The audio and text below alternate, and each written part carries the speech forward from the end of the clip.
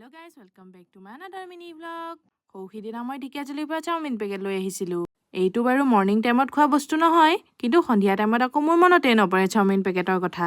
সেইবাবে ভাবিলোঁ যে আজি বনায়ে দিওঁ আৰু। হোটেলত বনোৱাৰ দৰে আমাৰ টাৱাখন নাই বাৰু, সেয়ে অলপ কষ্ট হয় কেৰাহীত বনাবলৈ।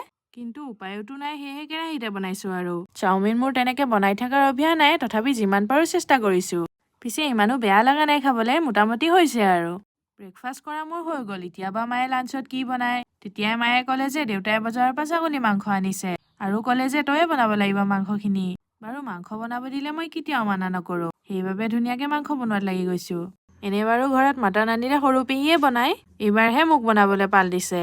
ময়ো আৰু ধুনীয়াকৈ চবকে নিজৰ কুকিং স্কিলছ দেখাম। প্ৰায় 1.5 ঘণ্টামান পিছত আমাৰ মাংস ৰেডি। এতিয়া ধুনীয়াকৈ মই প্লেটিং কৰি আছোঁ। মাটনৰ লগতে খাবলৈ মই আকৌ বনালোঁ বেঙেনা ফ্ৰাই আৰু চালাড অলপমান। মই প্লেটিং কৰা থালিখন এতিয়া মই পল্লৱ বৰাৰ আগত আগুৱাই দিছোঁ। সি বাৰু ভালে বনাইছ বুলিয়ে ক'লে। আজিলৈ ভিডিঅ'টো ইমানতে সামৰিছোঁ। Bye bye.